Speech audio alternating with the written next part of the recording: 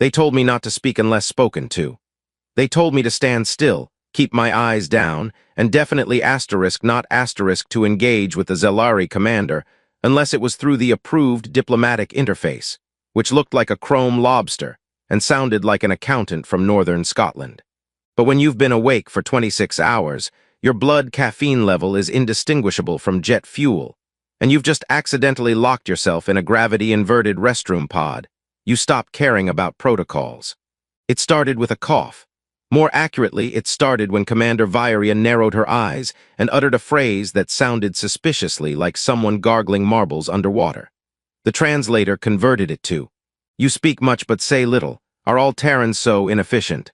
And that's when my brain, sensing danger, did what it always does. It told a joke. "You should see me when I'm trying to flirt," I said, with what I now realize was the suicidal confidence of someone running on zero sleep and too much instant nutrient paste. She blinked, or at least I think she blinked. Her eyelids moved sideways like sliding doors on a spaceship. Her 4 guards stiffened. The diplomatic interface sputtered like it had just eaten a bad bite. And I, glorious fool that I am, kept talking. "Kinda cute, honestly, the way you tilt your head when you're annoyed. Very war chic." The room went dead silent. You know that moment right after you knock something fragile off a shelf, but before it hits the floor. The frozen gasp of time when all you can do is mentally calculate how expensive regret will be? That, for a full 10 seconds. Then Vyrya smiled. It was slight, subtle, just the barest twitch of her mandibular plates and a soft shimmer in her eyes which I'd previously mistaken for decorative optics.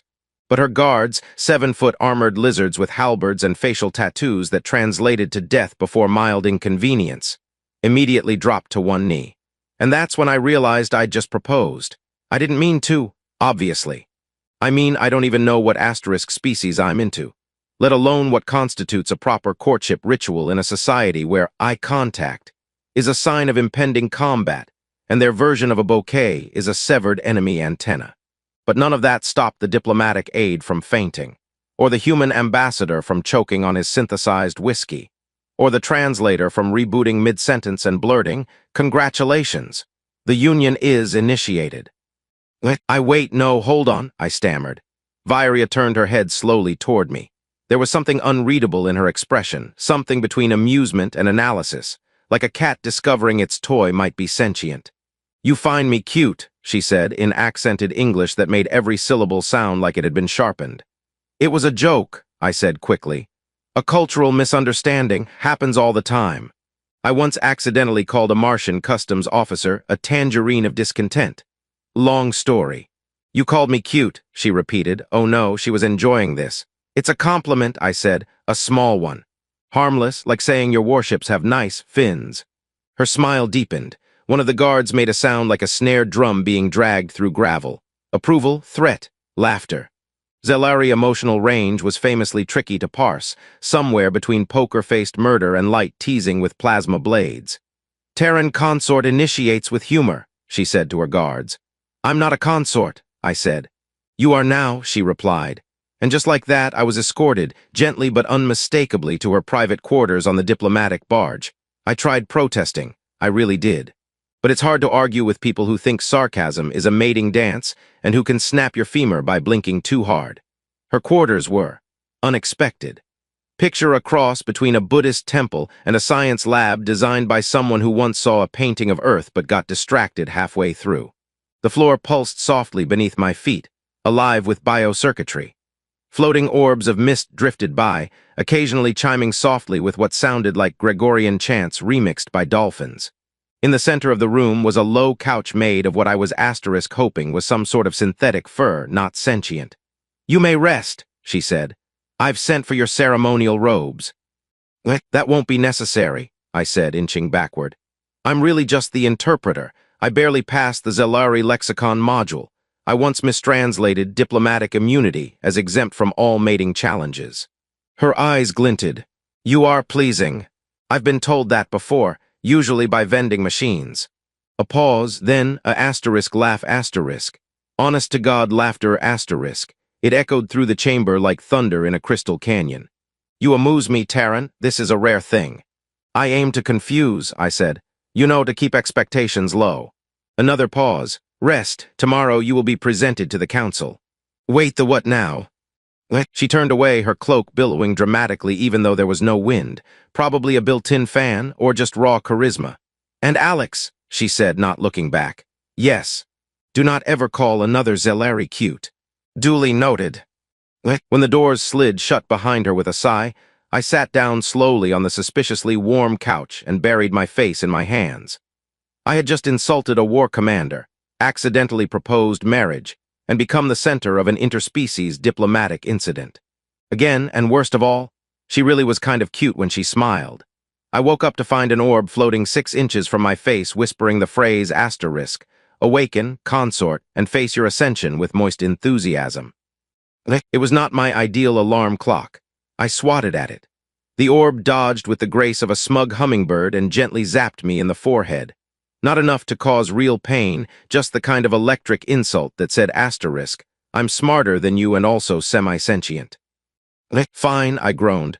I'm awake, tell the Intergalactic Dream Committee. The orb chirped and recited a schedule. It used far too many capital letters. Ceremonial cleansing, garment donning. Public proclamation of union, first offering to the council. Optional sparring. Optional, it emphasized, with a tone that made it very clear that optional asterisk was StoRy for only if you want to survive this week. The chamber I'd slept in now smelled faintly of citrus and ionized metal. A small table was covered in what I assumed was breakfast. A bowl of glowing cubes, a pitcher of smoke, and something that looked suspiciously like a deep-fried sock. I poked the cubes, they wiggled. One tried to escape. I let it. Then the doors slid open and a StoRy attendant entered. He was tall, scaled, and glittered faintly in the ambient light like a disco ball bred for war. He carried what looked like a folded parachute made of moonlight and responsibility. Your ceremonial attire, he said in a voice like molten glass. I'd rather just be ceremonially vaporized, I muttered. He did not laugh. StoRy humor was famously limited. They only had 4 official jokes in their culture, and 3 of them involved catastrophic ship malfunctions. The 4th one was about teeth. The attendant extended the robe. It unfurled midair, hovered for a second like it was trying to judge me, then swooped around me and tightened like a well-meaning python. It hummed softly as it adjusted itself. I feel like I'm being hugged by a fashionable ghost, I said. This is an honor, the attendant replied. Few consorts are deemed robe-worthy before the first blood pact. Oh good, I said, blood pacts. That's always been a dream of mine, right after not dying in diplomatic accidents. The robe tightened affectionately.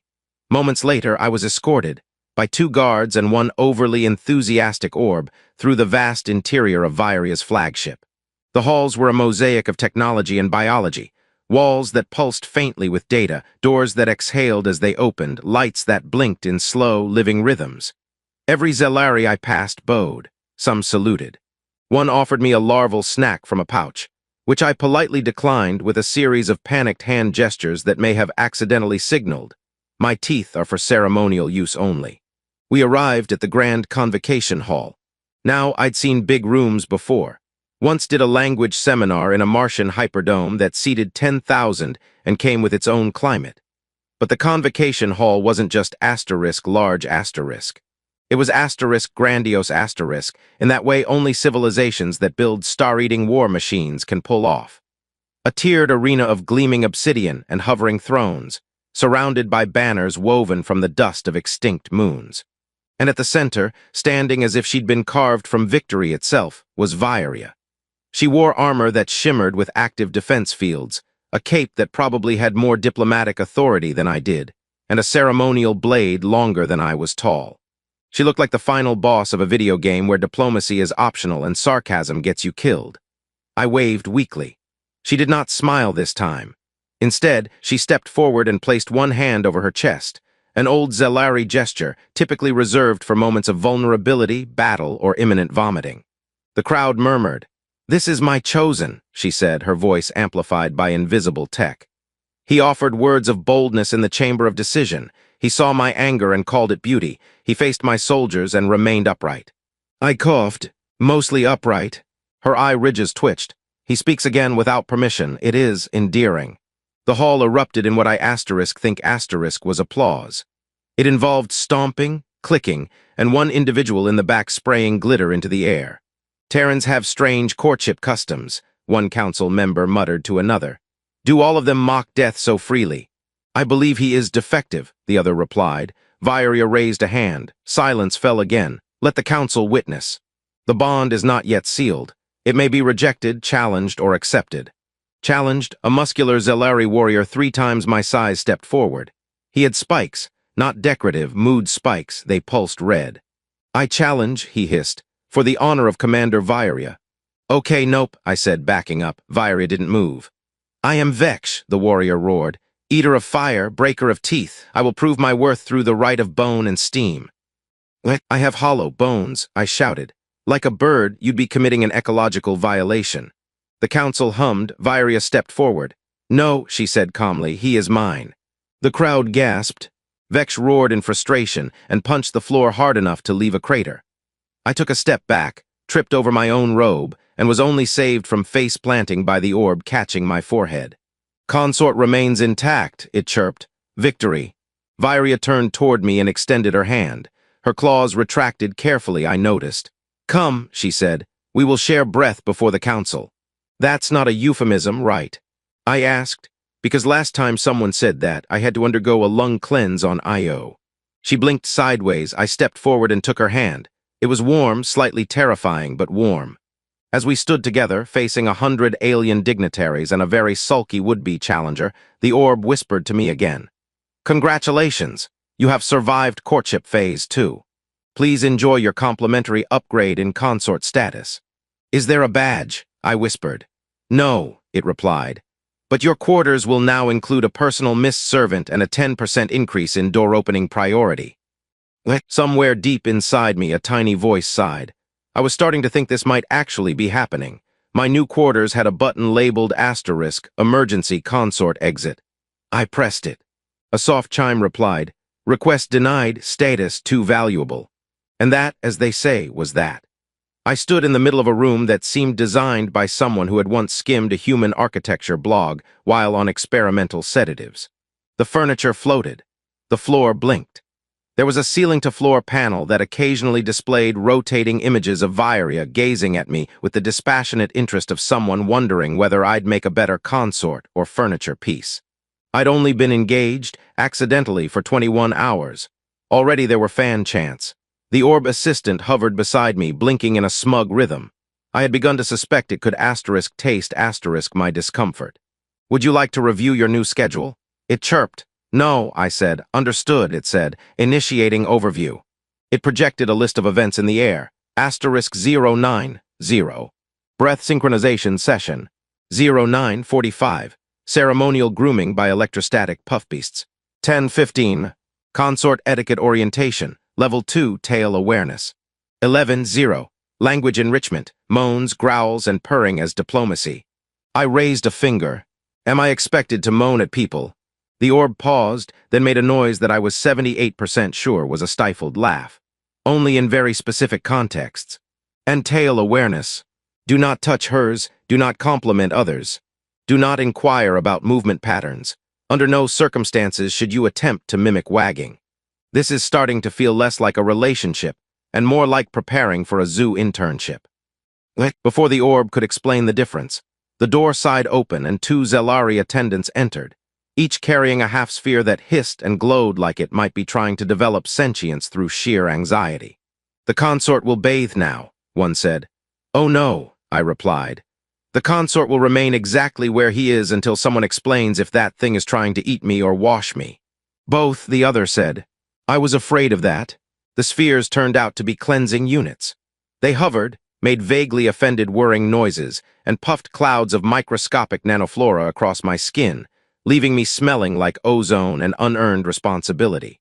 When I emerged, still damp and covered in ceremonial filaments that kept trying to adjust themselves, Vairia was waiting. She leaned casually against the doorframe, which bent slightly under her weight. You survived, she said. Barely, I replied. I think one of the puffbeasts proposed to me. Should I notify anyone?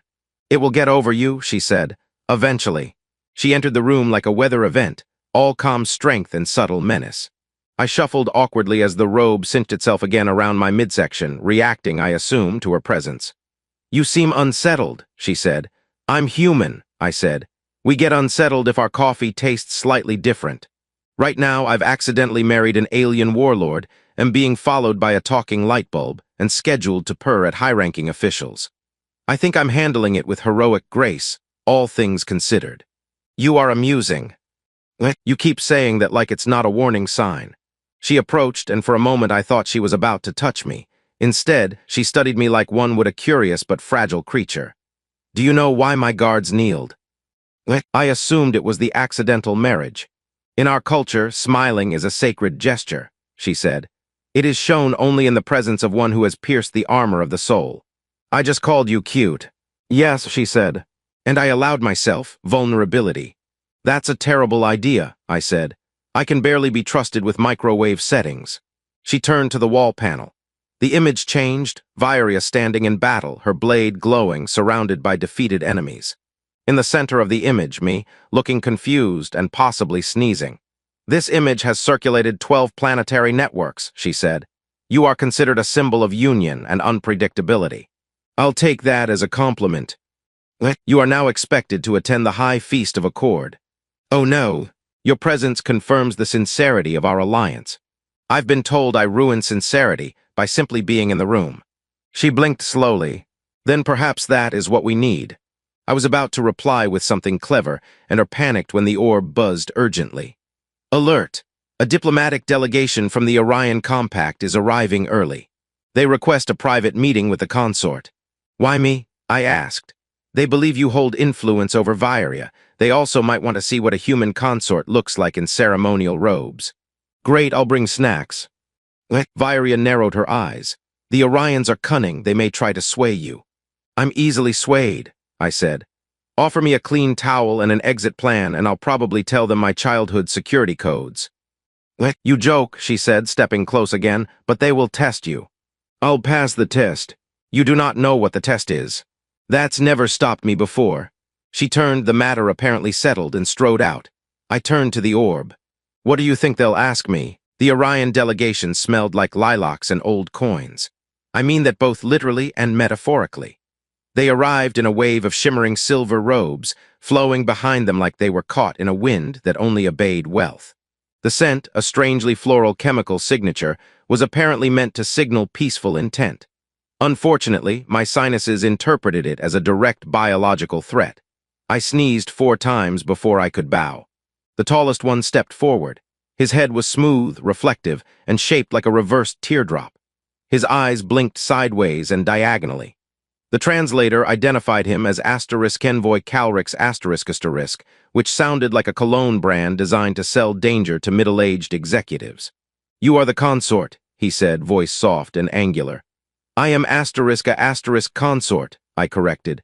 Possibly an accidental one. There may have been a translation mishap and some unfortunate smiling. We have reviewed the footage 17 times, Calrix replied. There was no mishap, you spoke, she smiled, you are now entwined. That's what everyone keeps saying, and I keep hoping one day someone will say, you know what? Let's undo the entwining and go back to being awkward strangers with minimal diplomatic consequences. Calrix blinked in what might have been amusement or contempt. The Orions were emotionally unreadable, which was impressive given that they had 6 expressions and none of them were pleasant. We come with an offer, he said. A suggestion, a proposal if you will. Please don't say proposal. I'm still recovering from the first one. You are influential now, he continued, unbothered. You stand at the side of the most fearsome military strategist in 3 quadrants. Your influence could be shared. I don't do polypolitical allegiances, I said. Also, I still don't know how to operate the shower in my quarters, so maybe don't bet on me changing the galactic order. Calrix stepped closer. I could see my own confused expression reflected in his skin. Your presence legitimizes the StoRy Treaty. You, in your softness, in your unpredictability, you bring comfort to the humans, charm to the StoRy. Entertainment to us. I always dreamed of being someone's pan-species entertainment, I muttered. The second envoy, a shorter one with a head shaped like a logic puzzle, chimed in. We offer a relocation package. Prestige safety, independent Miss Servant, personal comet. A personal what? We name a comet after you, Calrix clarified. It is ceremonial. Sounds like a weird memorial. We are flexible. I held up a hand. Let me stop you there, Team Orion. I appreciate the interstellar bribe, really, but I don't even asterisk know what I'm doing here. I insulted a warlord, flirted accidentally, and now I'm wearing robes that adjust themselves every time she's within 3 meters. I'm not part of a grand strategy. I'm barely part of my own day. Calrix tilted his head. So you do have feelings for her?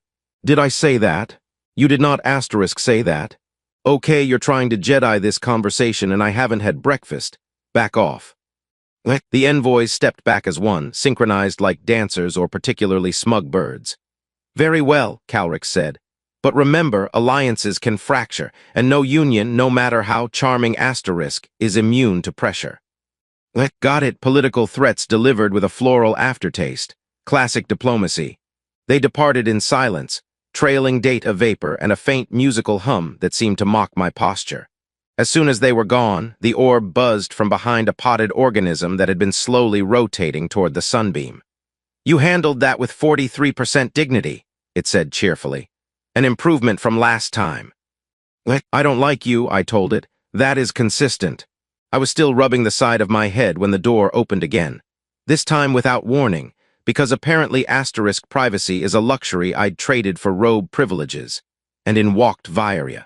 She was not smiling. That meant weirdly that everything might be okay. You met the Orions, she said. They gave me a comet. They offered you relocation, leverage, and probably several forms of silent threat. They led with scent and passive aggression. She stepped close, her armor whispering against itself. Did you consider it? I considered turning into a cloud of gas and escaping through the vents. She blinked. That is not an answer. It's the only honest one I have. She studied me for a long moment. My robe, sensing tension, tried to gently cocoon my shoulders. I shoved it back down. They see you as a threat, she said finally, because you change things. You make what is fixed flexible. I think you're overestimating me. I once spent an hour arguing with a vending unit over whether I'd selected protein crisps or protein sorrow. She didn't smile, but the ridges near her eyes softened. They also fear that I feel. I hesitated. Do you? She didn't answer. Instead, she reached out and took my hand. Not dramatically, not with ceremony, just gently. Her clawed fingers folded around mine. Warm, careful. Let them wonder, she said. Let them speak. I will not give them what they want. I nodded a little dizzy. I need you, she said. I need a nap. She tilted her head. You are unlike anyone I've met. I've been told I'm exhausting in small doses. And then she did smile. No guards fell to one knee this time. No ceremonial orbs burst into song. Just her, just me, and a moment that felt oddly quiet in the middle of a ship filled with war, politics, and puffbeasts. Which was when the wall beeped and a voice announced. Attention! Rogue shuttle attempting to breach docking bay. Potential threat to the consort. I sighed. There it is, I said. I was wondering when someone would try to kill me again. Stay behind me, Vairia said, drawing her blade.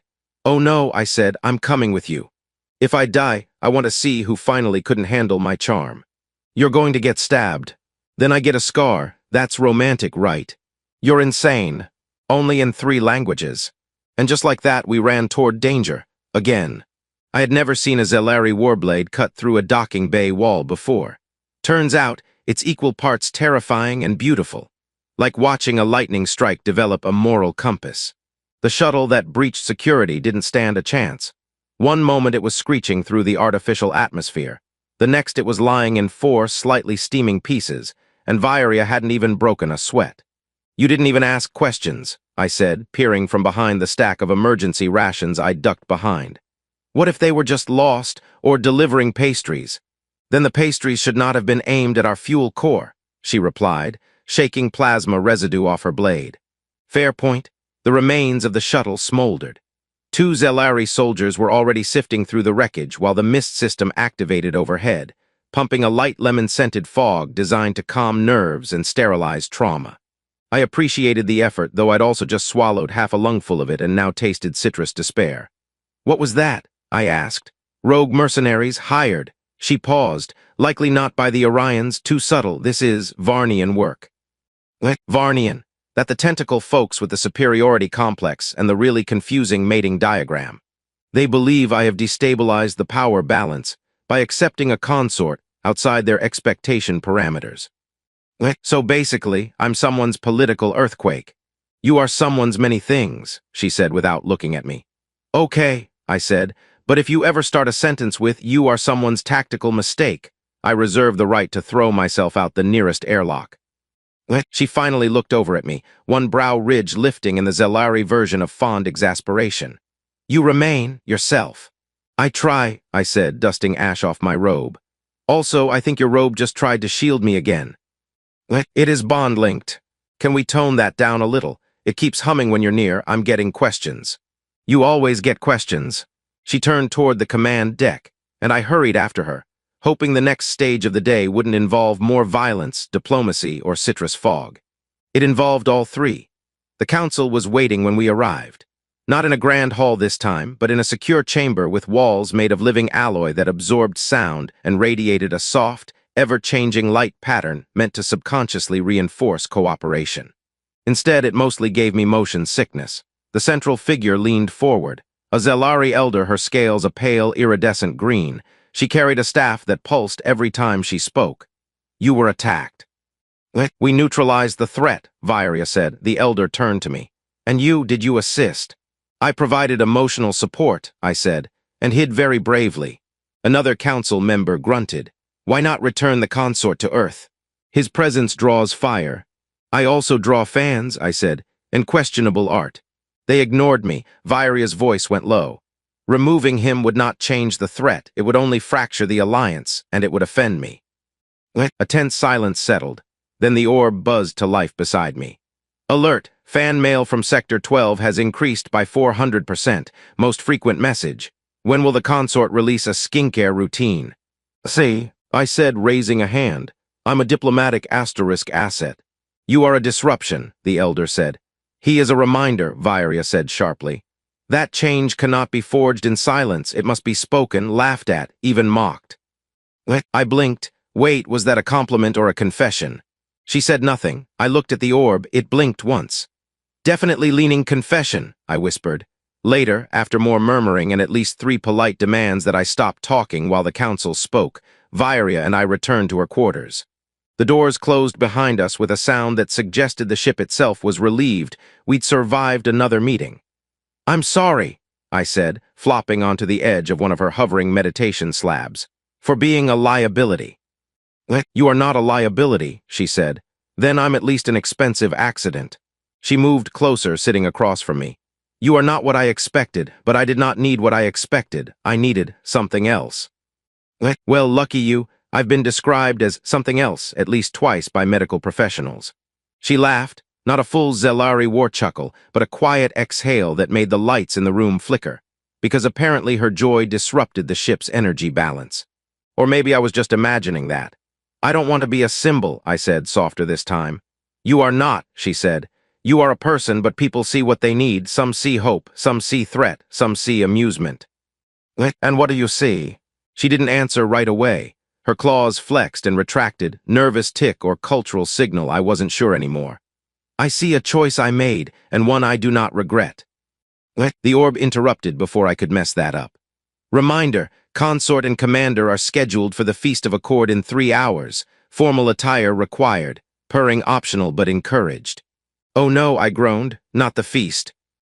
I thought you liked the last one. I was asterisk nearly eaten by a diplomatic pudding. It was ceremonial. It hissed at me. She rose and offered her hand. I took it. As we walked side by side toward another round of diplomacy, food with opinions and enemies with excellent tailoring, I caught a glimpse of our reflections in the corridor's mirrored surface.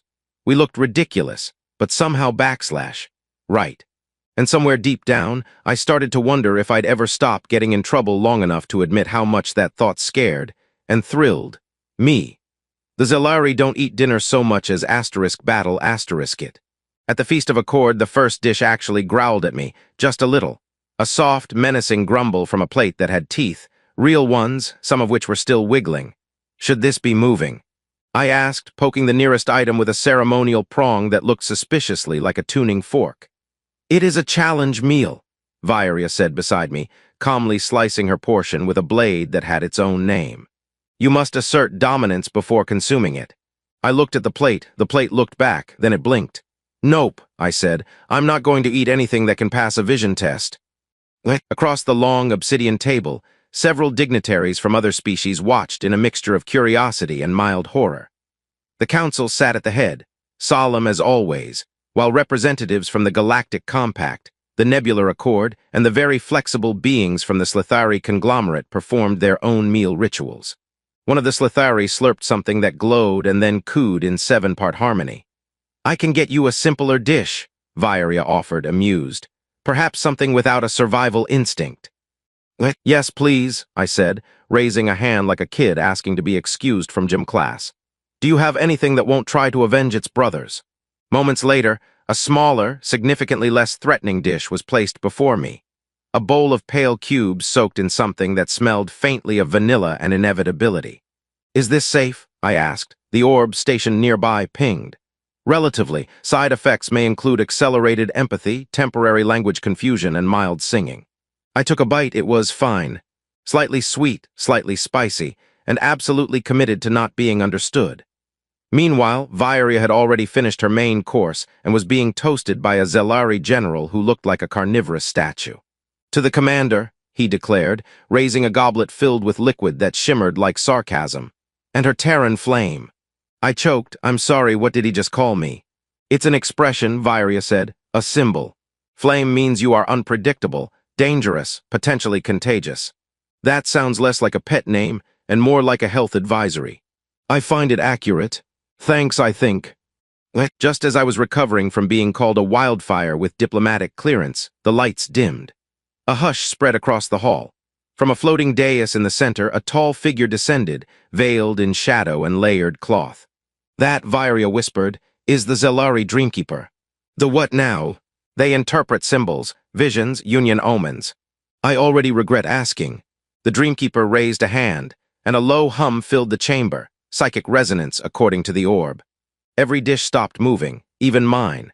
Tonight, the Dreamkeeper intoned, we acknowledge the turning of stars and the rising of strangeness. A new path has been chosen.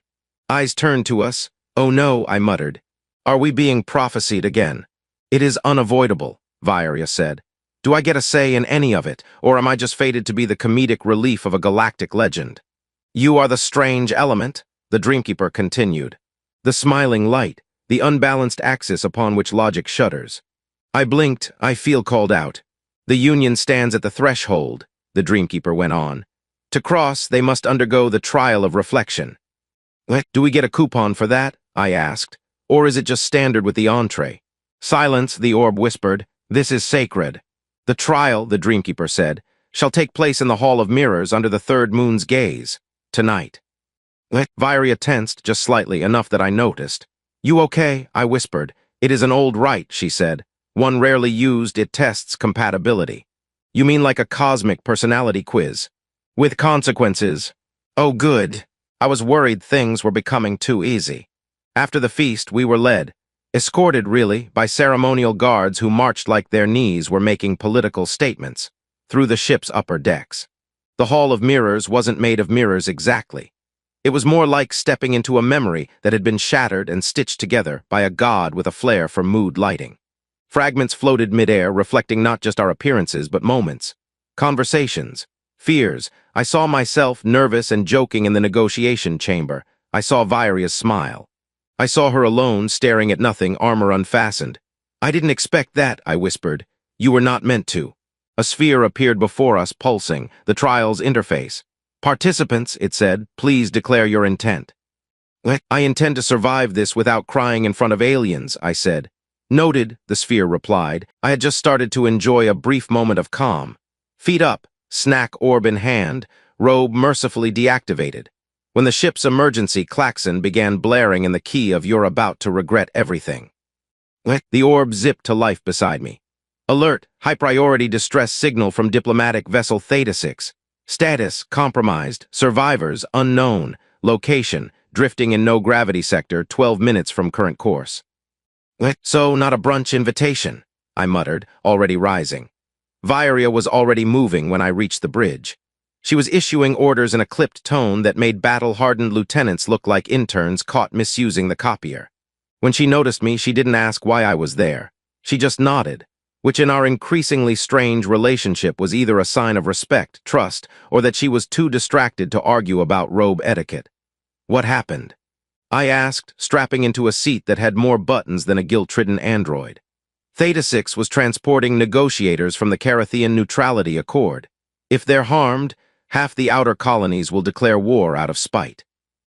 Good, I said, because the only thing better than confusing diplomacy is doing it with a countdown. Vairia said nothing, but her hand flexed slightly on the armrest. A tick I was learning to recognize as the StoRy version of I am currently composing 17 counterattack strategies while also considering kissing you if this all ends well. We reached Theta 6 just in time to see it slowly pirouetting through dead space like an expensive sculpture having an existential crisis. Its hull was scarred. Emergency lights blinked in faint apology. No response came from Hales. Should I stay here? I asked. Hold the metaphorical fort, make sarcastic announcements over the intercom. You're with me, Vairia said. Of course I am, I sighed. Why wouldn't I want to board a possibly booby-trapped vessel filled with dead diplomats and no gravity? The boarding tether extended with a hiss, locking onto the airlock with a confident asterisk clunk that sounded like fate having a firm opinion. The interior of Theta 6 was eerily quiet, lights flickered, straps and tools floated lazily like ghosts who'd given up haunting and were just vibing. Stay behind me, Vairia said. You know I won't. She didn't argue. We made our way through the corridors. The orb provided a layout, flickering a map into existence ahead of us. Survivor signatures detected in the forward diplomatic chamber, it announced. Also mild traces of neurogas, disorientation fields, and one decoy mimic posing as a potted fern. We passed the fern, it hissed at me. I don't get paid enough for this, I said. You are not paid, the orb replied helpfully. Exactly. The diplomatic chamber was a mess. Floating chairs, shattered glass, one unconscious negotiator in an aggressively formal suit. But there were survivors, 4 of them blinking slowly, clearly affected by something. One of them, a small blue diplomat with more medals than neck, looked up as we entered. You, he slurred. You're the smiling consort. I nodded, still smiling, internally. Outwardly it's mostly panic. Help, he said, before immediately drifting into a table. Vairia went to check the systems while I wrangled the floaty diplomats into a semicircle of safety. Any clue who did this? I asked. Unknown, she said, but they used subtle methods, confusion gas, hallucinatory emitters, non-lethal force. So either they wanted to scare them, or deliver a confusing birthday surprise. Or remove a witness, she said grimly, and make it look like accident or failure. Just then the ship shook. Please tell me that was indigestion, I said, the orb chimed. No, external contact detected. Unauthorized boarding in progress. Oh, come asterisk on asterisk, I groaned. Is there a setting I can switch off that just says, stop being involved in galactic sabotage? Not unless you also disable your mouth, the orb replied, tempting. Vairia turned to me, eyes sharper than ever. Stay here, protect them. And do what if someone breaks in? Be unpredictable, she said. She vanished into the hallway like a whisper with muscles. I took her spot and floated in front of the others, arms spread like a very confused life coach. All right, I said. Anyone here trained in hand-to-hand diplomacy? One of the diplomats raised a trembling hand. I once resolved a 3-system blockade with interpretive dance. Perfect, I said. Your plan B. The ship groaned again. A new figure emerged in the doorway, not StoRy, not Orion. Something else, wrapped in layered armor and wearing a helmet that distorted its voice into a flat, glitchy mess. Step aside, it said. Sorry, these seats are taken, I said. You are irrelevant. That's what my guidance counselor said, and look at me now. The figure raised a weapon. Not quite a blaster, more like a stream-focused disruptor used for disabling life support systems, or, stubborn consorts. I grabbed the nearest thing, a ceremonial serving tray that hummed slightly when touched. Back off, I said. This tray was forged in the kitchens of diplomacy and blessed by 3 annoyed chefs. The intruder tilted its head, then lunged. I screamed through the tray, missed entirely, and hit the light panel instead, which sparked, flared, and triggered the emergency gravity restore. Everything and everyone dropped like a sack of disorganized potatoes. The intruder staggered. I lunged, tripped over a floating shoe, and somehow ended up tackling them with the elegance of a falling couch. We rolled, collided with a chair, and bounced off the bulkhead. Then the wall split. Vairia arrived. She didn't say a word, just moved. The intruder tried to rise, then flew backwards, slammed into the ceiling, and slumped like a marionette whose strings had been cut by a laser. "Are you hurt?" she asked. "My pride," I said. But that was already on fire. We left Theta 6 with survivors in tow. Back on our ship, the diplomats were stabilized. One of them gifted me a decorative medal that made a whirring noise when I moved too quickly. "Will this be a regular thing?" I asked Vairia later as we stood in the observation deck. "Only if you continue saving people by weaponizing interior design." "I have many skills," I said proudly. She stepped close. "You are chaos." "I've been called worse. I like it." And just like that, the stars outside didn't feel so far. I was not prepared for the wedding. To be fair, no one really told me at Asterisk was Asterisk a wedding. At least, not in words I understood. Apparently, when the StoRy say, ceremony of sealing the accord through ritual convergence, they don't mean a formal handshake and maybe some awkward eye contact over fruit. They mean binding oaths, ancestral chants, shared breath under the stars, and matching armor that hums in harmony. Also, there were fireworks inside the ship. "Are we really doing this?" I asked Vairia, who was adjusting a gauntlet that looked like it had fought 3 wars and won 2 philosophical arguments. "We are not doing anything," she said, calm as ever. "We are standing before representatives of 17 systems and preventing at least 2 wars by agreeing not to kill each other in public." That sounds wildly romantic. It is the highest form of romance in StoRy tradition. "Then should I be more warlike? I can scowl more, I've been practicing." She glanced at me. "Your scowl looks like indigestion." I tried anyway. The ceremony began at the apex of the ship's orbital cycle, when the 3rd moon rose and passed directly between us and the distant binary stars. The entire diplomatic deck was transformed into a sanctum of light and air. Floating platforms, harmonized resonance crystals, a choir of genetically engineered birds that sang in 6-part disharmony for reasons still unknown. The council was there. The Orion envoys were there, dressed in shimmering silence. Even the Varnian delegation had shown up, seated stiffly and possibly plotting someone's ruin. Probably mine. The Dreamkeeper stepped forward and began the rites. Today we witnessed the union not just of 2 beings, but of chaos and order, of war and whimsy, of the StoRy's greatest commander and the Terran who dared to call her cute.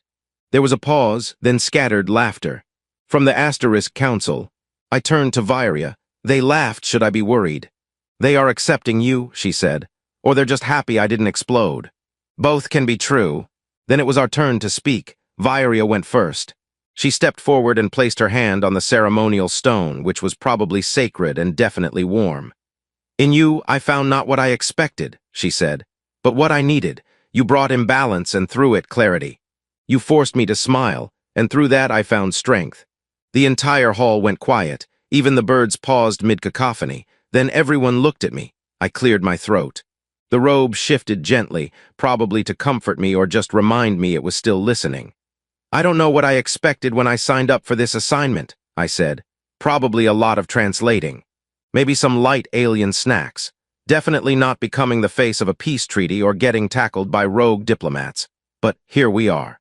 I looked at her. "You scared me. Not because you're powerful or terrifying, which you are, but because you saw Asterisk me, under all the jokes, all the panic, and somehow instead of vaporizing me on the spot, you smiled." The orb buzzed, heart rate elevated, emotional significance probable. "I've grown," I said, ignoring it. "A little. I still babble, still panic, still make jokes at inopportune moments. But I've also learned what it means to stand beside someone, not behind them, not beneath them, but beside them. And not just survive, but build something." Vairia stepped closer, until our robes brushed together and let out a soft hum that, according to StoRy fashion guides, signaled emotional resonance. The Dreamkeeper raised a hand. "The union is observed, the accord is sealed, the war is ended, and peace, at least temporarily, has very little choice." Then the room filled with sound. Applause, cheers. One of the StoRy sang an operatic note that cracked a minor light fixture. Later, after the formalities, after the awkward photos and the one ambassador who tried to hug me and nearly dislocated my spine, we stood together on the observation deck. The stars stretched endlessly before us. The 3rd moon had passed, casting a soft shadow that drifted across the nearby nebula. The galaxy, for once, was quiet. I leaned on the railing, still not entirely sure if the whole thing had been real. So what now? Now, Viria said, standing beside me. Now we begin.